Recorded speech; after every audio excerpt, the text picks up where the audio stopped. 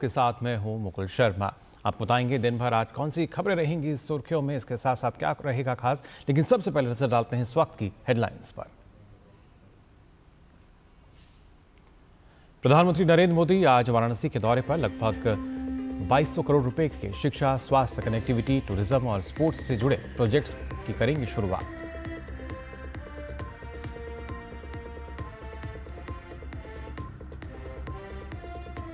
आज वाराणसी से पीएम किसान योजना की 20वीं किश्त जारी करेंगे प्रधानमंत्री मोदी। 9.7 करोड़ से अधिक किसानों को मिलेगा लाभ। जनसभा में भी संबोधित करेंगे पीएम।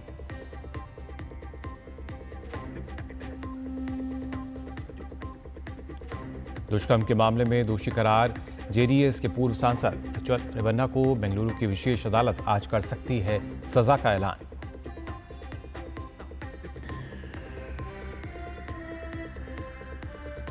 अमेरिका और रूस के बीच बढ़ा तनाव। ट्रंप ने रूस के पास परमाणु पनडुब्बियां तैनात करने का दिया आदेश। गंभीर परिणाम भुगतने की चेतावनी।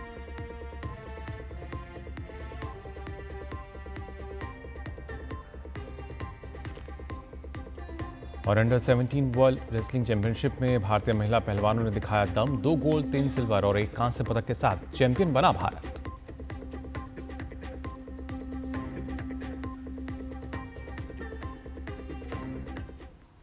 और आइए अब खबरें देखते हैं विस्तार से। आपको बता दें, प्रधानमंत्री नरेंद्र मोदी आज अपने संसदीय क्षेत्र वाराणसी के दौरे पर रहेंगे।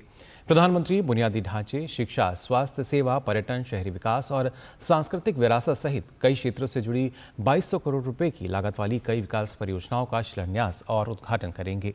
इसके साथ ही वाराणसी से प्रधानमंत्री मोदी पीएम किसान योजना की 20वीं किश्त भी आज जारी करेंगे। प्रधानमंत्री नरेंद्र मोदी अपने संसदीय क्षेत्र वाराणसी के दौरे पर बुनियादी ढांचे, शिक्षा, स्वास्थ्य सेवा, पर्यटन, शहरी विकास और सांस्कृतिक विरासत सहित कई क्षेत्रों से जुड़ी 2200 करोड़ रुपए की लागत वाली कई विकास परियोजनाओं का शिलान्यास और उद्घाटन करेंगे। वाराणसी में बुनियादी ढांचा परियोजनाओं को बढ़ावा देने के लिए प्रधानमंत्री वाराणसी भदोही मार्ग और छितौनी शूल टंकेश्वर मार्ग के चौड़ीकरण और हरदत्तपुर में रेलवे ओवरब्रिज परियोजना का उद्घाटन करेंगे। पीएम लेवल क्रॉसिंग 22C और खालिसपुर यार्ड में रेलवे ओवरब्रिज और कई ग्रामीण और शहरी गलियारों में व्यापक सड़क चौड़ीकरण और सुदृढ़ीकरण की आधारशिला रखेंगे। प्रधानमंत्री बिजली से जुड़ी स्मार्ट वितरण परियोजना और विद्युत अवसंरचना को भूमिगत करने के तहत विभिन्न कार्यों का शिलान्यास करेंगे। जिस तरह का उत्साह मुझे देखने को मिल रहा है, मुझे लगता है कि सारे रिकॉर्ड इस बार टूटने वाले हैं। बड़ी संख्या में माननीय प्रधानमंत्री जी के स्वागत और अभिनंदन में लोग उस कार्यक्रम में पहुंचने वाले हैं। पीएम वाराणसी में पर्यटन को बढ़ावा देने के लिए शुरू की गई कच्चे घाटों के पुनर्विकास, सौंदर्यीकरण और मंदिर के जीर्णोद्धार से जुड़ी कई परियोजनाओं का उद्घाटन करेंगे। इसके अलावा प्रधानमंत्री कर्दमेश्वर महादेव मंदिर के जीर्णोद्धार कार्य, स्वतंत्रता सेनानियों की जन्मस्थली करखिया के विकास, सारनाथ, ऋषि मांडवी और रामनगर अंचलों में नगर सुविधा केंद्रों, लम्ही में मुंशी प्रेमचंद के पैतृक घर के पुनर्विकास की आधारशिला रखेंगे। पीएम किसान योजना है, उसके अंतर्गत 20वीं किश्त वो किसानों को जारी की जा रही है। करीब 9.5 करोड़ से ज़्यादा किसान हैं, जिनको 20,000 करोड़ से ज़्यादा जो धनराशि है वो सीधा उनके खातों तक भेजी जाएगी। इसके अतिरिक्त जो हमारे दिव्यांगजन हैं, उनके लिए भी सहायता उपकरण का वितरण उस कार्यक्रम में किया जा रहा है।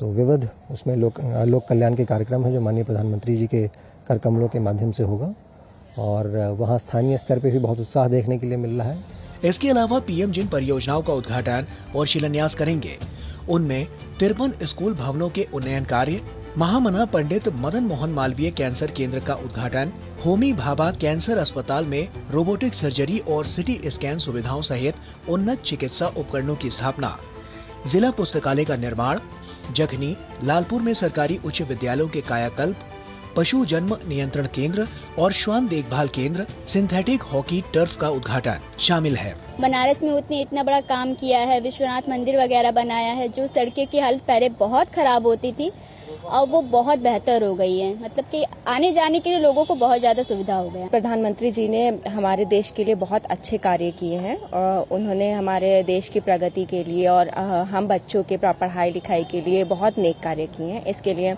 हम सब बच्चे उन्हें दिल से धन्यवाद देते हैं। ये योजनाएं वाराणसी के समग्र शहरी परिवर्तन, सांस्कृतिक कायाकल्प, बेहतर कनेक्टिविटी और जीवन की गुणवत्ता में वृद्धि के लिए महत्वपूर्ण साबित होगी। कोई भी ऐसी क्षेत्र नहीं है, कोई भी ऐसी विधा नहीं है, जैसे सड़क है, स्वास्थ्य है, विकास कार्य हैं, सड़कों का चौड़ीकरण है। एक सांसद के रूप में जो काशीवासियों की जरूरतें हैं उनका सौगात लेकर प्रधानमंत्री आ रहे हैं 2 अगस्त को, और उनके स्वागत के लिए सभी उत्साहित हैं, तैयार हैं। Doctor Harkesh Bahadur Singh Gautam, DD news, Varanasi. और बात मानसून सत्र की। संसद के मानसून सत्र के दूसरे हफ्ते में भी भारी गतिरोध बना रहा, जिसकी वजह से सिर्फ ऑपरेशन सिंदूर पर ही चर्चा हो पाई। शुक्रवार को दोनों सदनों की कार्रवाई नहीं चली। संसद में बिहार में मतदाता सूची विवाद को लेकर जारी गतिरोध के बीच विपक्ष के हंगामे के कारण दोनों सदनों की कार्यवाही सोमवार तक स्थगित कर दी गई। संसद के मॉनसून सत्र का दूसरा हफ्ता भी भारी गहमागहमी भरा रहा, जहां बिहार में मतदाता पुनरीक्षण कार्य में गड़बड़ियों का मुद्दा छाया रहा। सत्ता पक्ष को इस हफ्ते सिर्फ ऑपरेशन सिंदूर पर चर्चा कराने में कामयाबी हाथ लगी तो उम्मीद की किरण जगी कि शायद संसद की कार्यवाही सुचारू रूप से चल सकेगी। लेकिन एसआईआर के मुद्दे पर दोनों सदनों में विपक्ष ने जमकर हंगामा खड़ा किया, जिसकी वजह से शुक्रवार को भी लोकसभा और राज्यसभा की कार्यवाही दिन भर के लिए स्थगित करनी पड़ी। संसदीय कार्य मंत्री किरण रिजिजू ने विपक्ष पर करारा हमला बोला। पार्लियामेंट में हंगामा करना, बाहर में फिर गलत बयान देना, ये लगातार 2 सप्ताह तक अभी चल रहा है। आज दोनों सदन मंडे तक स्थगित हो गया है। मैं पहले से भी कह चुका हूं, अपोजिशन पार्टी के मेंबर्स का सबसे ज्यादा नुकसान हुआ है। इसके अलावा संसद के मकर द्वार पर भी विपक्ष ने रोज की तरह धरना प्रदर्शन किया। इस दौरान विपक्ष ने एसआईआर पर सत्ता पक्ष को घेरने की कोशिश की तो सत्ता पक्ष ने पलटवार किया और कहा कि चुनाव आयोग एक संवैधानिक संस्था है जिस पर सदन में चर्चा नहीं हो सकती। संवैधानिक बॉडी है, चुनाव कौन कराएगा? कांग्रेस पार्टी कराएगी चुनाव देश में कि इलेक्शन कमीशन चुनाव कराएगा? संवैधानिक बॉडी को आप कैसे डिस्कस करेंगे यहाँ पर? एक जो लोग डिमांड कर रहे हैं वही लोग तो सुप्रीम कोर्ट गए। और संसद से बड़ा क्या है? संसद में सब राजनीतिक दल, पूरे देश भर के राजनीतिक, वो बिहार का नहीं पूरे देश का मामला बन गया है। अब सब जुडिस मामले में भी माननीय सुप्रीम कोर्ट का क्या ऑब्जर्वेशन था? भाई, आप नागरिकता तय करना चुनाव आयोग का काम नहीं है।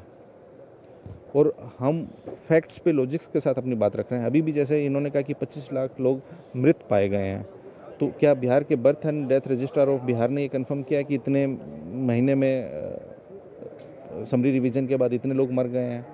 तो ये जो सारे सवाल हैं हमारे, जो शंकाएं भी हैं, उन्हीं के निवारण के लिए हम एक विस्तृत चर्चा चाहते हैं। गोवा विधानसभा से जुड़ा अनुसूचित जनजातियों के आरक्षण का प्रावधान करने वाले एक विधेयक समेत अनेक महत्वपूर्ण विधेयक लोकसभा और राज्यसभा की सूची में सूचीबद्ध थे, लेकिन हंगामे की वजह से चर्चा नहीं हो पाई। गोवा से जुड़े विधेयक पर संसदीय कार्य मंत्री अर्जुन राम मेघवाल ने चर्चा शुरू करने की कोशिश की, लेकिन हंगामे की वजह से चर्चा नहीं हो पाई। 2 हफ्ते तक एसआईआर जैसे मुद्दे पर गतिरोध पैदा करने वाले विपक्ष के तीसरे हफ्ते के कारनामे पर भी तमाम लोगों की नजरें टिकी रहेंगी कि विपक्ष अपनी हठधर्मिता छोड़ चर्चा को तैयार होता है या फिर अपने पुराने रवैये पर ही आमादा रहता है। कैमरामैन प्रमोद नेगी और अपने सहयोगी ऋषि कुमार और अनुज यादव के साथ राजेश राज, डीडी न्यूज, दिल्ली। और आइए खबरों में आगे बढ़ते हैं। आपको बता दें, दुष्कर्म के मामले में दोषी करार जेडीएस के पूर्व सांसद प्रज्वल रेवन्ना को बेंगलुरु की विशेष अदालत आज उनकी सजा का ऐलान कर सकती है। रेवन्ना के खिलाफ हासन में दर्ज दुष्कर्म के 4 मामलों में से एक में उनकी दोषी सिद्धि हो चुकी है। दरअसल हासन जिले में रेवन्ना परिवार के कनिकारा फार्म हाउस में काम करने वाली घरेलू सहायिका ने आरोप लगाया था कि प्रज्वल रेवन्ना ने उसके साथ दुष्कर्म किया और ये कृत्य अपने मोबाइल फ़ोन पर रिकॉर्ड भी किया। कोर्ट ने इस मामले में 26 सबूतों की जांच की है। 31 मई 2024 को विदेश से बेंगलुरु लौटने पर रेवन्ना को पुलिस ने गिरफ्तार कर लिया था।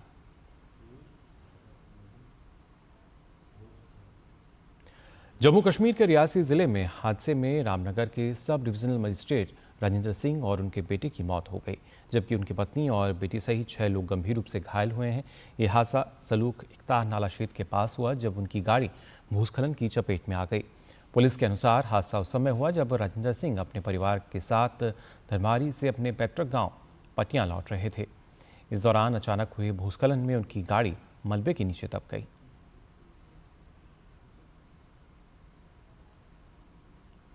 वहीं जम्मू कश्मीर के उपराज्यपाल मनोज सिन्हा ने रियासी भूस्खलन की घटना पर दुख जताया है। जम्मू कश्मीर के एलजी ऑफिस की तरफ से एक्स पर जारी पोस्ट में कहा गया है कि रियासी के थरमारी में हुए भूस्खलन की घटना से अत्यंत दुख हुआ है, जिसमें हमने एक उत्कृष्ट अधिकारी JKS 2011 SDM रामनगर राजेंद्र सिंह और उनके पुत्र को खो दिया। ये त्रासदी हृदय विदारक है। शोक संतप्त परिवार के प्रति मेरी गहरी संवेदनाएं हैं और मैं प्रार्थना करता हूं कि घायल शीघ्र स्वस्थ हों। बात हिमाचल प्रदेश की, जहां कांग्रेस सरकार ने हाल ही में हुई कैबिनेट बैठक में प्रदेश में लॉटरी संचालन को मंजूरी दे दी है। सरकार ने इसके पीछे तर्क दिया है कि इससे प्रदेश को अतिरिक्त आय होगी और राज्य की वित्तीय स्थिति बेहतर होगी। लेकिन विपक्ष ने इस मामले में प्रदेश की कांग्रेस सरकार पर एक बार फिर हमला बोला है। आइए देखते हैं शिमला से हमारी एक खास रिपोर्ट। हिमाचल प्रदेश में आर्थिक संकट को दूर करने के लिए प्रदेश सरकार ने एक नया तरीका अपनाया है। प्रदेश में सरकार ने लॉटरी संचालन करने का फैसला लिया है। करीब 2.5 दशकों बाद एक बार फिर हिमाचल प्रदेश में दोबारा से सरकार लॉटरी संचालन करने जा रही है, जिससे उम्मीद है कि प्रदेश को करीब 100 करोड़ का सालाना इनकम इसकी जनरेट होगी।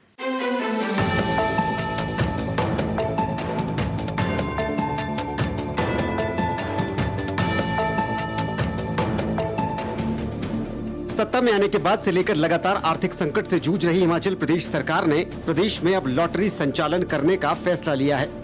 प्रदेश सरकार का दावा है कि इससे प्रदेश की आर्थिक स्थिति को सुदृढ़ करने में मदद मिलेगी और सरकार को इससे करीब 50 से 100 करोड़ की सालाना आय होगी। हिमाचल सरकार की 4 दिवसीय कैबिनेट बैठक में सरकार द्वारा लॉटरी सिस्टम को दोबारा प्रदेश में शुरू करने का ये बड़ा फैसला लिया गया है। इससे पहले 90 के दशक के आखिरी सालों में प्रदेश में चल रहे लॉटरी सिस्टम को तत्कालीन सरकार ने बंद कराने का फैसला लिया था। इसके करीब 2-2.5 दशक बाद अब हिमाचल सरकार फिर से इस प्रणाली को प्रदेश में शुरू करने जा रही है, जिससे सरकार को 100 करोड़ तक की आय का अनुमान है। हिमाचल की मौजूदा कांग्रेस सरकार सत्ता में आने के बाद से अब तक करीब 1 लाख करोड़ रुपए तक का कर्ज ले चुकी है और ऐसे में प्रदेश की आर्थिक स्थिति को और ज्यादा बेहतर करने के लिए सरकार अब लॉटरी संचालन के चलते अतिरिक्त आय अर्जित करने पर विचार करते हुए इसकी प्रक्रिया शुरू करने जा रही है। 1998-99 में हिमाचल प्रदेश में लॉटरी बंद कर दी गई। आज फाइनेंस डिपार्टमेंट ने जो है लॉटरी के बारे में भी प्रेजेंटेशन दी है, जिनमें कि हिमाचल में अगर हम इसको लॉटरी को खोलेंगे तो हमको लगभग 50 करोड़ से लेकर के 100 करोड़ तक की इनकम होने की जो है उम्मीद है। वहीं विपक्ष ने एक बार फिर इस मामले में सरकार पर प्रदेश विरोधी व्यवस्था परिवर्तन का आरोप लगाया है। नेता विपक्ष जयराम ठाकुर ने कहा कि पहले भी प्रदेश में लॉटरी की वजह से हजारों परिवार तबाह हुए थे और अब फिर से कांग्रेस सरकार युवाओं को रोजगार देने के बजाय उन्हें लॉटरी के दलदल में धकेलने की तैयारी में है। लॉटरी जो बंद की गई थी, बंद इसलिए की गई थी कि बहुत सारे परिवार तबाह हुए, कई घर नीलाम हुए, कई लोगों ने आत्महत्या की, उस कारण से बंद की थी। लेकिन व्यवस्था परिवर्तन का दौर में फिर से एक बार इसको लीगलाइज किया जाए, ये एक फैसला लिया गया और जिसके कारण आने वाले समय में निश्चित रूप से एक हालात ऐसे बनेंगे कि प्रदेश में वही स्थिति फिर से हमारे सामने है। हिमाचल के अलावा देश के दर्जन भर राज्य ऐसे हैं जहां पर लॉटरी संचालन सरकार द्वारा पहले से किया जाता रहा है। सुप्रीम कोर्ट द्वारा साल 2015 में दिए गए एक फैसले के बाद से राज्य सरकार को यह अधिकार है कि वो चाहे तो अपने प्रदेश में लॉटरी संचालन कर सकती है। इस पूरे मामले को लेकर अब पक्ष और पक्ष के बीच में टकरार शुरू होती नजर आ रही है। शिमला से कैमरा पर्सन राकेश कुमार के साथ राम प्रकाश, डीडी न्यूज। और फिलहाल बुलेटिन में हम यहाँ रुकने एक छोटे से ब्रेक के लिए जल्द लौटते हैं। जब जब भूख सताए MDH याद आए, सेहत और न्यूट्रिशन मिले, बॉडी क्या स्ट्रॉन्ग बने, थोड़ा खा के पेट भरे, डाइजेशन को ना दे धोखा, MDH सोयाबीन का चोखा। MDH सोयाबीन बढ़िया नगेट्स, सोया चूरा और सोया चाप। MDH soybean protein. MDH।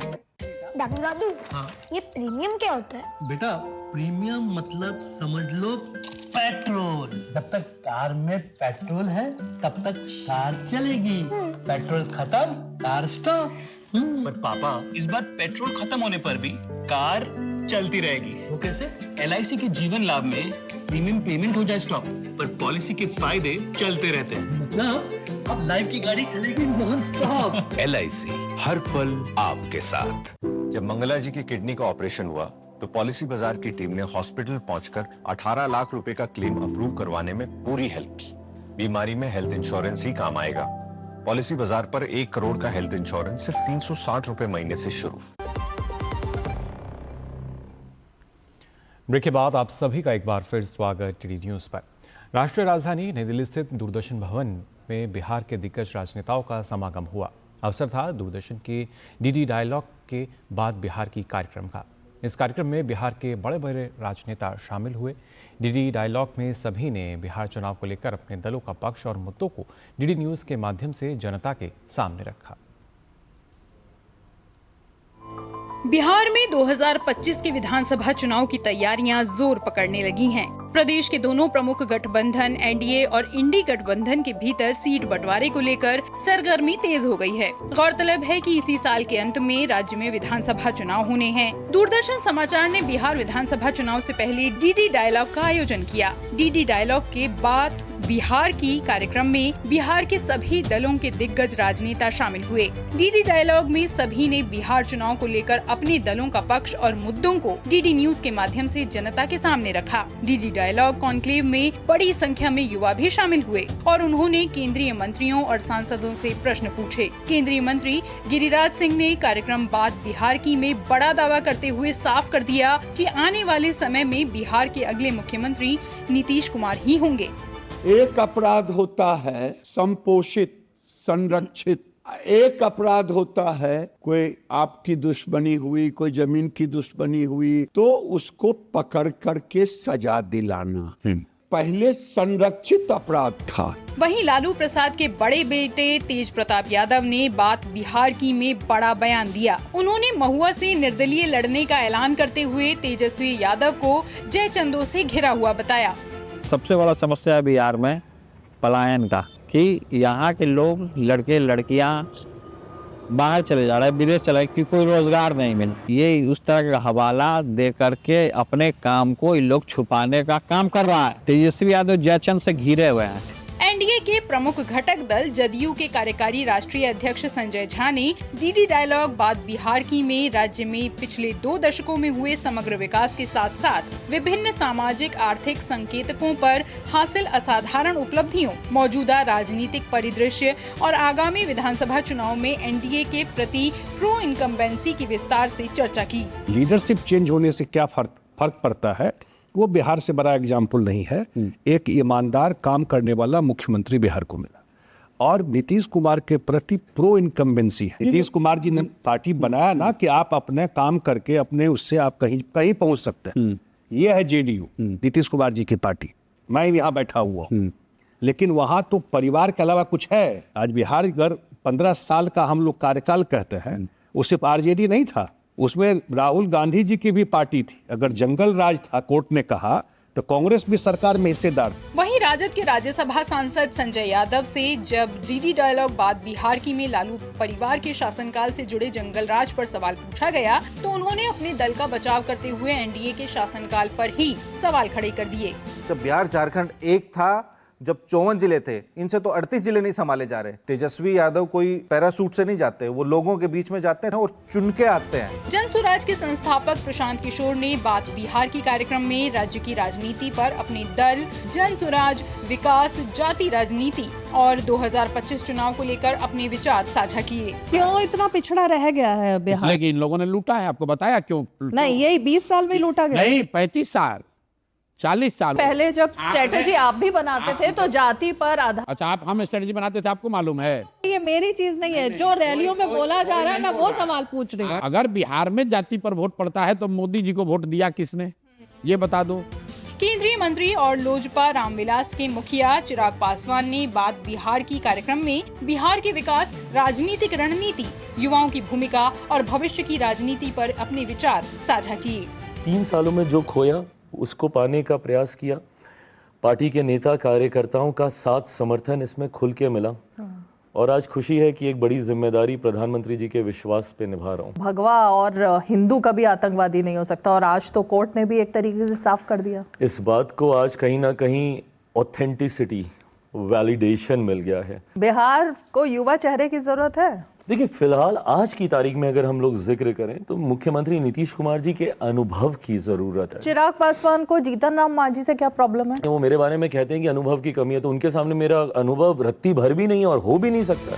DD dialogue में केंद्रीय मंत्री जीतन राम मांझी, कांग्रेस सांसद रंजीत रंजन, भाजपा सांसद रविशंकर प्रसाद, निशिकांत दुबे और निर्दलीय सांसद पप्पू यादव भी शामिल हुए और उन्होंने दूरदर्शन के मंच का प्रयोग कर अपने राजनीतिक विचार और आगे की रणनीति के बारे में अपने विचार साझा किए।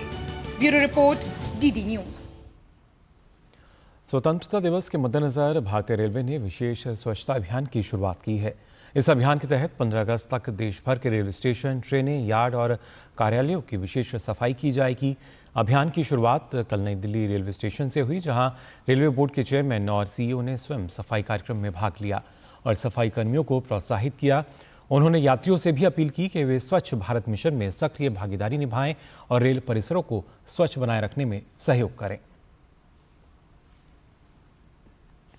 ये हमारे इंडिपेंडेंस डे सेलिब्रेशन 2025 की कड़ी में पहला आज दिन है। ये केवल इसके अतिरिक्त इन 15 दिनों में बहुत सारे स्वच्छता संबंधी अवेयरनेस, बहुत सारी ड्राइव्स की जाएगी और यह केवल 15 अगस्त तक। स्वतंत्रता दिवस के उपलक्ष्य में राष्ट्रपति भवन में आयोजित होने वाले एट होम कार्यक्रम में शामिल होने के लिए लोगों को निमंत्रण भेजे जा रहे हैं। भारतीय डाक के माध्यम से इन्वेस्ट इंडिया की एमडी और सीईओ निवृत्ति राय को निमंत्रण भेजा गया है, जिसे पाकर वो गौरवान्वित महसूस कर रही हैं। ये बहुत गर्व महसूस हो रहा है कि उन्होंने मुझे इनवाइट किया और ये मेरा पहली बार एट होम होगा कि मैं हमारी प्रेसिडेंट द्रौपदी मुर्मू जी के साथ मुलाकात करूंगी, उनके साथ एट होम में खाना खाऊंगी, बात करूंगी। 71वें राष्ट्रीय फिल्म पुरस्कारों की घोषणा कर दी गई है। इस बार 332 फीचर फिल्मों और 115 नॉन फीचर फिल्मों को नॉमिनेशन मिले थे। सर्वश्रेष्ठ अभिनेता का पुरस्कार संयुक्त रूप से शाहरुख खान को फिल्म जवान के लिए और विक्रांत मैसी को फिल्म 12वीं फेल के लिए दिया गया है। वहीं रानी मुखर्जी को मिसेस चटर्जी वर्सेस नॉर्वे के लिए सर्वश्रेष्ठ अभिनेत्री का पुरस्कार दिया गया है। वर्ष 2023 के लिए 71वें राष्ट्रीय फिल्म पुरस्कारों की घोषणा हुई। 71वें राष्ट्रीय फिल्म पुरस्कारों में भारत की सिनेमाई उत्कृष्टता एक बार फिर केंद्र में रही, जिससे देश की कई भाषाओं की जीवंत और विविधतापूर्ण कहानियों को मिला राष्ट्रीय सम्मान। इस साल भी क्षेत्रीय सिनेमा ने अपनी दमदार मौजूदगी दर्ज कराई, तो वहीं हिंदी सिनेमा ने कुछ सबसे प्रतिष्ठित सम्मान जीते। शाहरुख खान ने फिल्म जवान के लिए सर्वश्रेष्ठ अभिनेता का और रानी मुखर्जी ने film Mrs Chatterjee and Norway के लिए सर्वश्रेष्ठ अभिनेत्री का राष्ट्रीय फिल्म पुरस्कार जीता। संपूर्ण मनोरंजन प्रदान करने वाली सर्वश्रेष्ठ फीचर फिल्म का पुरस्कार जीता रॉकी रानी की प्रेम कहानी ने। सर्वश्रेष्ठ फीचर फिल्म का पुरस्कार हासिल किया 12th फेल ने। इसी फिल्म के लिए विक्रांत मैसी ने जीता सर्वश्रेष्ठ अभिनेता का पुरस्कार। Best film promoting national social environmental values का पुरस्कार जीता हिंदी फिल्म सैम बहादुर ने। इसे सर्वश्रेष्ठ वेशभूषा का पुरस्कार भी मिला। सर्वश्रेष्ठ बाल फिल्म का पुरस्कार जीता मराठी फिल्म नाल 2 ने। द केरला स्टोरी के लिए सुदीप्तो सेन ने सर्वश्रेष्ठ निर्देशक का पुरस्कार जीता, तो वहीं इसी फिल्म ने सर्वश्रेष्ठ सिनेमेटोग्राफी का अवार्ड भी हासिल किया। Best animation, visual effects, gaming and comic और बेस्ट एक्शन डायरेक्शन का पुरस्कार हासिल किया तेलुगु फिल्म हनुमान ने। सर्वश्रेष्ठ गैर फीचर फिल्म का पुरस्कार अपने नाम किया हिंदी फिल्म फ्लावरिंग मैन ने। सर्वश्रेष्ठ डॉक्यूमेंट्री का पुरस्कार जीता गॉड, वल्चर एंड ह्यूमन ने, तो सर्वश्रेष्ठ लघु फिल्म का पुरस्कार हासिल किया गिद्ध द स्कैवेंजर ने। We have watched 115 films across 22 languages. Each film was interesting in its own way, and I truly had a good time watching all of them. We approached the process with sincerity and informed deliberation, we were assigned 15 award categories. The first special mention award goes to Nekal, Chronicle of the Paddy Man. The language is Malayalam. The best documentary goes to the film God, Vulture and Human. The languages English, Hindi and Telugu. प्रसिद्ध film critic Utpal Dutta ने सर्वश्रेष्ठ film समीक्षक का पुरस्कार अपने नाम किया। Shri Utpal Datta has contributed widely through his critical writings on cinema in general and particularly in Assamese cinema. He has attempted to touch upon its social and cultural scenarios through his writings. He has discussed various technical aspects of Assamese cinema in the present articles of review, and they found that it was quite significant, and this has been recommended for Shri Utpal Datta. 71वें राष्ट्रीय film पुरस्कारों ने दिखाया कि भारत का cinema कितना विविध और रचनात्मक है। इन पुरस्कारों ने अलग अलग भाषाओं और संस्कृतियों की फिल्मों को एक साथ लाकर उन्हें एक मंच दिया। ये सम्मान भारत की सिनेमा यात्रा को नई ऊंचाइयों पर ले जा रहा है। Jaya Sinha, DD news, Delhi. और ये रुख कर लेते हैं अंतर्राष्ट्रीय खबरों का भी। अमेरिका के राष्ट्रपति डोनाल्ड ट्रंप ने रूस के पास 2 परमाणु पनडुब्बियों को तैनात करने का फैसला लिया है। ट्रंप ने अपने social media platform truth account पर पोस्ट कर कहा कि रूस के पूर्व राष्ट्रपति दिमित्री मेदवेदेव के अत्यधिक भड़काऊ बयानों के आधार पर मैंने 2 परमाणु पनडुब्बियों को उपयुक्त क्षेत्रों में तैनात करने का आदेश दिया है। ट्रंप ने कहा कि रूसी संघ की सुरक्षा परिषद के उपाध्यक्ष मेदवेदेव के बयान मूर्खतापूर्ण और भड़काऊ हैं। साथ ही उन्होंने कहा कि शब्द बहुत महत्वपूर्ण होते हैं और अक्सर अनपेक्षित परिणाम दे सकते हैं। साथ ही ट्रंप ने उम्मीद जताई कि ये उन उदाहरणों में से एक नहीं होगा और इस मामले पर ध्यान देने के आभार भी जताया। पिछले दिनों रूस ने ईरान के परमाणु स्थलों पर अमेरिका के गैर जिम्मेदाराना हमलों की कड़ी निंदा की थी। रूस ने हमले को संयुक्त राष्ट्र सुरक्षा परिषद के एक स्थायी सदस्य की ओर से किया गया अंतर्राष्ट्रीय कानून का घोर उल्लंघन बताया था। साथ ही कहा कि इससे क्षेत्र में अस्थिरता पैदा होगी और परमाणु प्रसार संधि की व्यवस्था को बड़ा झटका लगेगा। रूस के पूर्व राष्ट्रपति दिमित्री मेदवेदेव ने कहा कि अमेरिका हमले के बाद ईरान को कई देश परमाणु हथियार दे सकते हैं। उन्होंने ये भी कहा कि डोनाल्ड ट्रंप को शांति का नोबेल पुरस्कार भूल जाना चाहिए। और खबर खेल जगत से अंडर 17 विश्व कुश्ती चैंपियनशिप में एक बार फिर भारतीय महिला पहलवानों ने विश्व मंच पर अपना दबदबा दिखाया है। भारतीय महिला कुश्ती टीम ने 2 स्वर्ण, 3 रजत और 1 कांस्य समेत कुल 6 पदक जीतकर देश का नाम रोशन किया। रचना ने 43 किलोग्राम भार वर्ग, अश्विनी बिश्नोई ने 65 किलोग्राम भार वर्ग में भारत के लिए पहला स्वर्ण पदक जीता। वहीं भारतीय महिला पहलवान मोनी ने 57 किलोग्राम, काजल ने 73 किलोग्राम, यशिता ने 61 किलोग्राम भार वर्ग में रजत पदक जीता। इसके अलावा कोमल वर्मा ने 49 किलोग्राम भार वर्ग में कांस्य पदक अपने नाम किया। अंडर 17 विश्व कुश्ती चैंपियनशिप में भारतीय महिला कुश्ती टीम ने 151 अंकों के साथ चैंपियन ट्रॉफी जीती, जबकि अमेरिका 142 अंकों के साथ उप विजेता रहा और जापान 113 अंकों के साथ तीसरे स्थान पर रहा। तो फिलहाल के लिए इस बुलेटिन में बस इतना ही, लेकिन देश और दुनिया की तमाम खबरों के लिए आप देखते रहिए डीडी न्यूज़। मुझे दीजिए अनुमति। नमस्कार।